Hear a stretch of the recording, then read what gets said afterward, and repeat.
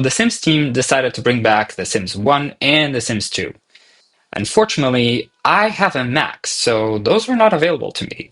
So I decided to take matters into my own hands and bring back the apartments that used to exist in Pleasantview, bringing back a little bit from The Sims 2 to The Sims 4. Now, they're not meant to be full recreations, just inspired by the other apartments. To me, the Calientes were never super rich, so that huge mansion that they have just doesn't really make sense to me.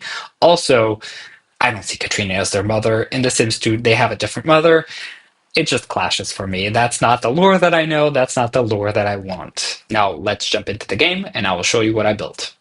To start off, I'm going to show you the two apartments that are not assigned to anyone. In total, there are 5 apartments, just like they were in The Sims 2. So I built these two as extras, let's say, generic apartments. I didn't look for anything in particular to recreate. I just wanted to build 2 more to make the complete set of 5. So over here on the right, we have a 3-bedroom apartment, and over here on this side, there is a 1-bedroom apartment. So starting off in the family apartment, again, I didn't really have a concrete vision for it, just that I wanted to make a bigger apartment so that there was an option for a family. I decorated it like there were 6 Sims living here, 2 parents, 2 grandparents, and then 2 kids. I tried to keep it pretty neutral in terms of personality or what they do, anything like that, but still give it enough detail to make these apartments look good. But obviously, when you play in them, you can do whatever you want and change everything to suit your gameplay.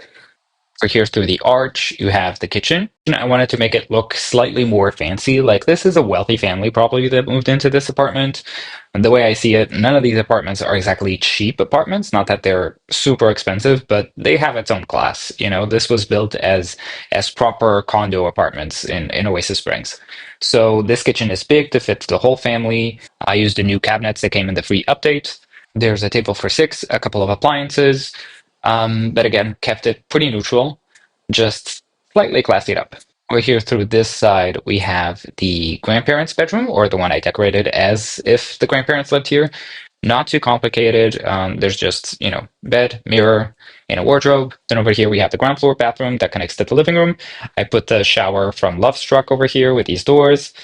And I also used this orangey tile from Lovestruck as well that I thought was pretty cute and made the bathroom feel homey and nice. Moving on over here to the outside, this apartment has its own private garden. I put a small plunge pool over here. I put 2 lounge chairs. There's a sofa, a football. There's also a grill, a table, and the trash chute. So moving on to the upper floor, we have this tight, kind of weirdly shaped hallway. I know it's not the best, but I wanted to maximize as much as possible the interior, so just bear with me, and I think it's worth it. So let's start off with the parents' bedroom or the main bedroom. I kept it in light tones in a boho-like style. It's simple, again, nothing or anyone in particular in mind, but there's the double bed, there's a computer, there's the wardrobe and a mirror, and this bedroom also has a little private balcony just with 2 chairs, so they can enjoy a private moment. Across from this bedroom, there's the main bathroom. Now, this is a weird shaped bathroom, I know, but I tried my best to squeeze everything in and make it really functional. So when you come in to the right, there's again another shower, which I custom made. You have the sink over here and the toilet, and then you have a super classy tub over here by the window. Again, the shape is kind of weird because this is a round wall, and there's not a lot that you can do in terms of dividing it up, but I thought it looked cute. I kept the same color scheme as downstairs, and I think it turned out pretty well. So over here we have the final bedroom, the kids' bedroom. I actually had a lot of fun putting this together because I never built a room in this color scheme, and I think it turned out pretty well. It has the science table, it has a desk so they can do their homework. There's a bunk bed, so 2 Sims can sleep here. And then I added these little details on the wall, sort of maybe a drawing that the kids made themselves, and the little shoes that maybe the parents saved from a long time ago. Through the kids' bedroom and through the main bedroom, you will also have access to this balcony that has the stairs that takes you all the way to the rooftop. Now on the rooftop, we have obviously a jacuzzi because this is a nice fancy apartment. We have 2 lounge chairs, we have a bar, we have a chess table, and I also put the monkey bars over here. I know it's kind of unusual to have them all the way up here, but I didn't have enough space in the garden, and I figured why not? This is a way to give something to the kids, make the space also friendly for them, and it's The Sims, so who cares where anything is as long as your Sims can use it. Okay, now let's move on to next door. So this apartment is, like I said, a 1-bedroom apartment. It's a completely different style. I wanted them all to feel independent from each other and not like they were copies, despite the fact they were all built probably at the same time. So this one has a more greenish tone decoration. Again, a nice kitchen over here.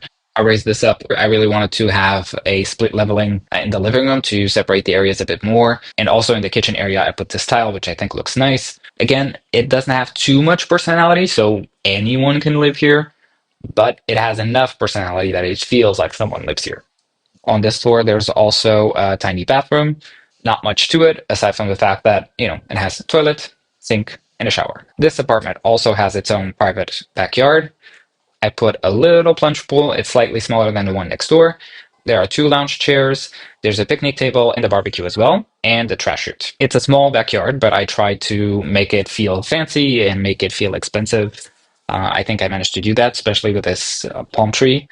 This is from Debug, by the way, if you're wondering where I found it. As is pretty much every landscape around. I used a lot of Debug landscaping from Lovestruck and from For Rent. They have really nice plants, and I thought it fitted not only the Oasis Spring environment, but also sort of the luxury vibe of these apartments. Moving on upstairs, we have this skinny hallway just to lead us to the bedroom. Again, there's not too much going on over here, just enough to have some character. There's a little wardrobe area over here. Then there's a large main bathroom over here on the side. I added a tub on this floor because I had the space. It's all in black, pretty dark tones, but I think it suits the vibe of the apartment and the vibe of the condo.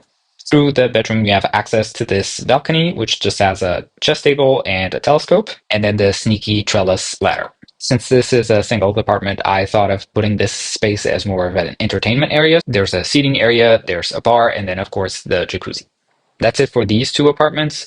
Just a top view of how they look, and without spoiling too much what's next door, again, an overview of their backyard. So, moving away from next door, we are coming into the interesting part. Again, I'm going to start off with the generic apartment, and then I'll move on to Don Lothario's and the Caliente's apartments. Coming in through the front door, you have to your left the kitchen, and then to the right the living room. This is a smaller apartment for sure, the smallest out of all five, but I wanted to give it personality and I wanted to still make it feel cool and nice. I really like how the kitchen turned out. The cabinets from For Rent are pretty cool. I like them a lot. I use them in a few different apartments in these builds. I also use the backsplash over here, just in these blue tiles, which kind of look Portuguese. I might have to, at some point, build sort of a Portuguese-inspired house, but that's not happening right now. I like how there's little details in each one of them. I tried to make it a sort of a weird shape, but that it still felt realistic. For the living room, I used this red and blue color scheme. I used a lot of For Rent in this apartment, so this one has a little bit more of a South Asian inspired decor. Over here through the living room, you have access to this small office. I put the streamer computer and an easel over here. There's also one of the drawing iPads in the living room. I thought maybe this sim could work in some form of design or painting, something like that. Just try to assign them a career, but nothing too locked in. You can do whatever you want. It's a small space, but I still think it looks nice. On this floor, we also have this tiny powder room. I used a new tile that came in the free update. I kept it mostly white, except for the blue tile on the floor, and that's it. Coming up the stairs, you land on this small hallway. There's not a lot to it, except a few paintings. Through this door, you go to the main bedroom. This, again, is more South Asian inspired. There's a lot of curtains. I use this bed in the green, which I think looks really cute. The rug really matches the same tone, as do the leaves around, but not everything has the wallpaper. I didn't want to overdo it, so this wall is in a wood paneling. Through this door, you have access to the main bathroom. Again, same color scheme as downstairs, just a slightly bigger bathroom. Like the previous apartments, from the bedroom, you can access this balcony, which has the sneaky ladder up to the rooftop. This rooftop, like the apartment itself, is smaller, but it's still functional. There's two lounge chairs, there's a bar, and the jacuzzi. I'll show you then the garden that is a part of all three apartments. And this one is a shared area and more of a condominium style, less of a each apartment is segregated kind of thing. Okay, now we start going into the good stuff. Next door is Don Lothario's apartment. I obviously used a lot of his kit because why not? And also, how could I not? I think it looks pretty good. I think it looks very man cave, which is definitely the Dawn vibe. There's the huge TV and the shelving. There's a bar. There's a little guitar as well. I made sure to include details like the photo frames that have photos of Dawn and the Caliente sisters. Over here on this side, there's others of Dawn. I put the Woohoo game over here. In this angle, you can see sort of the whole vibe of the room in orangey tones. There's a pretty open concept kitchen. There's a big island over here. Both the fridge and the stove are on this side. And I didn't mention before, but every single apartment also has a dishwasher in them. Most of them are actually hidden in the islands, and you can't really spot them, but they are there. Also on this floor, we have a small bathroom. I used the new tile, which I'm obsessed with, in this deep green, which I love. Everything else is pretty much in black, which I thought suited the man cave vibes. Going up the stairs, you have the sort of lofted bedroom of Dawn. This bedroom is a little bit of a mess on purpose. If you don't know, in The Sims 2, when you started playing with Dawn, he would have an unmade bed, he would have a dirty shower, he would have trash on the floor. So I still wanted to give it a little bit of that messiness as an homage. Also, I feel like the bedroom is where Dawn lets his inner child slash teenager Casanova really let loose. Downstairs, he tries to keep it presentable for when he brings dates, but upstairs, the mess starts. There's piles of clothes everywhere. Are they clean? Or are they dirty? Who knows? Maybe Dawn knows. Maybe he doesn't know. He's kind of messy, so probably he doesn't. I put these free weights over here and the boxing bag. I look at Don as someone who's definitely fit focused and body focused. Also, in one of the pictures from the kit, he's actually boxing, so I thought it would be very appropriate to have the boxing bag. Also, I put the trunk from Love Struck, which you can change into different costumes, which again felt very appropriate for Don. This bedroom also has an ensuite. It is a very small ensuite, but still functional. I had to use the freestanding shower because it is so skinny, but it is practical. And I always think it's best to have a complete bathroom in each floor. So this way I managed to do it. Through Dawn's bedroom, you come out to this balcony. There's a bar, there's a sitting area. You know, he's definitely someone who has people over, whether that's a group of friends or a lot of dates, I'm guessing, because it's Dawn. So I thought it was appropriate to have plenty of entertainment space in his apartment. Moving up the stairs, we have the jacuzzi, the telescope, which is a nod to The Sims 2 as well. There was a picture of Bella looking through the telescope on Dawn's rooftop, so I kept it here. And maybe Bella will come here, maybe she won't, but there is the option. I also put here a blanket from Love Struck because this is Dawn's place and there's no such thing as too many places to woohoo. I did put it in black so it's subtle and it kind of blends into the floor. I didn't want it to be so obvious when you're looking at the apartment, but it's definitely there. And one final detail that I did put into this apartment that I thought suited Dawn and is exclusive to this apartment is having a ladder all the way from the ground floor. This to me is just because Dawn has so many dates that he might have someone that needs to sneak out, or maybe he's having an affair with someone and they need to sneak in. Whatever it is, there's a sneaky ladder all the way to the ground floor, which is functional. I thought that would be fun and interesting for storytelling. I think there's a lot of stuff you can do with it. And now the final apartment, the Calientes. So you come in, you have this big living room and a raised up dining area. I really love the color scheme of this living room with the dark purple and the white on the lips couch. It makes it feel less obvious that our lips, but I still used it. I really wanted to use this sort of homages to the previous Sims games, but also just these quirky, just fun Sims thing that exists. These builds had to have those kinds of stuff for me. They have a big TV, they have the game console. Over here, I tried to create a little bit of an entry area.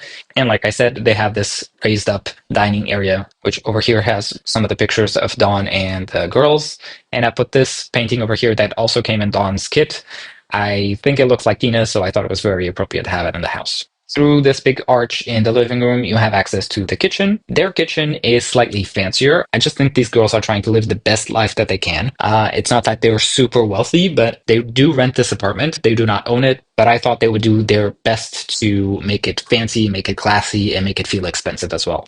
Also here in the kitchen, I put a large bar area. One, because the sisters have the mixology skill in The Sims 4, but also I thought it would be nice, again, to just have something classy and fancy in the kitchen. And over here, again, I added a little detail with pictures of Dawn, Nina, and Dina. On this floor, there's also a bathroom. It's in the same purple tones as the living room, but aside from that, it's all in the dark, moody vibes to, again, feel expensive. Coming up the stairs, you have this small hallway over here. Now, this floor plan is different from the one in The Sims 2. I thought this one was a lot more functional, especially with the round wall, but I kept the same sort of vibe going through it. So one bedroom is significantly larger than the other one, but I didn't go as far as give one of them a single bed. That is too tragic, so both of them have a double bed. Through the hallway, we have the shared bathroom of Nina and Dina. I put a custom shower, and the color scheme is the same as the one downstairs. Not a lot to it, but I think it looks nice. Now let's move on to Nina's bedroom. So I put the bedroom in a lot of pink, reddish, plum colors, sort of inspired by her outfit in The Sims 2. There's a desk over here with a laptop. There's obviously the double bed. I put this wallpaper, which I thought looked pretty cool. There's a mirror above the bed. There's a wardrobe. And I put a treadmill in her bedroom because I forget if in The Sims 4 she's also active, but in The Sims 2, one of her traits was being active. So I wanted to represent that here with a treadmill. And now to one of the wackiest, but one of the funnest rooms I had building, Dina's bedroom. So I used the heart-shaped bed and in the leopard print. Bear with me. I know this is a lot, but I had to use it. There's no way I wouldn't use the heart-shaped bed in one of these builds. For Dawn, it just felt too nice, almost. Like, I see Dawn as a big man-child, so I don't think he would go as far as having a bed like this. And despite the fact that this is sort of tacky and a lot, I think this matches Dina, because Dina has this infamous vibe of being a gold digger.